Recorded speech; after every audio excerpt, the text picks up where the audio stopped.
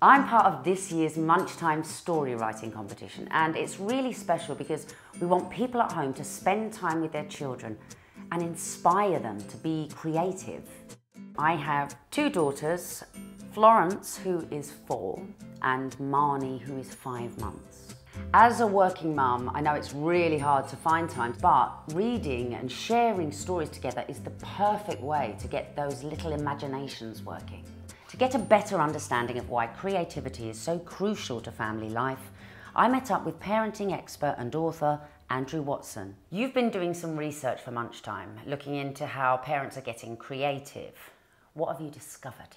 Parenthood is a time of real flourishing creativity, which is perhaps just as well given the amount of attention that young kids in particular demand. What's really encouraging is that more and more dads are getting involved. We're finding now that 1 in 5 fathers are saying that they do some form of creative activity with their children every day. Why is creativity so important?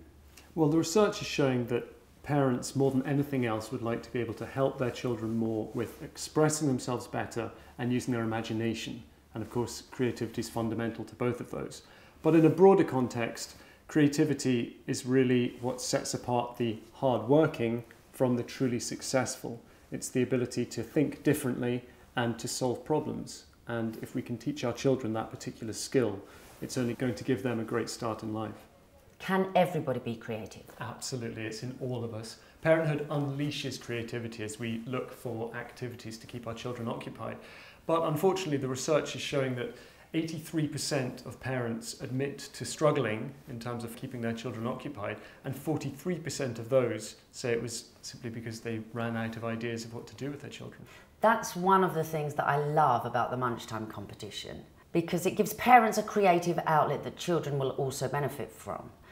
I mean, what do you think are the positives of making up our own stories for our children? Well, we all know it's good to read to children, but if you can personalise a story in some way, if you can introduce a character or an event, a situation that your child will recognise, then they're going to be that much more involved. And you can also then tailor the story.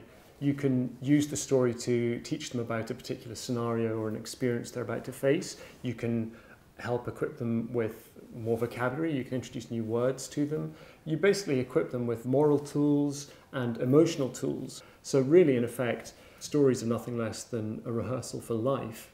It's a wonderful opportunity to spend some quality time with your child making up stories. And have a bit of fun. And have a lot of fun at the end of the day. What advice would you have for people thinking of entering the Munchtime story writing competition? I'd say give it a go. You might end up £1,000 richer after all. We're not looking for novels, just 600 to 800 words based around an adventure with our friend Munch the cow. And I'd also say involve your children in it. After all, they are going to be the best judges at the end of the day. Thank you, Andrew. Great advice. I'll be giving it a go. Will you be writing one? Absolutely. Good luck with yours. I look forward to seeing it. Good luck with yours. Thank you.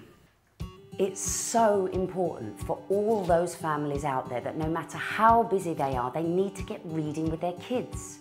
Our children grow up so quickly, and story time is such a special part of childhood. It's vital we make sure that we're part of it. For more information on entering this year's competition, as well as finding out lots more advice from Andrew, check out the Facebook page and website munchtime.co.uk.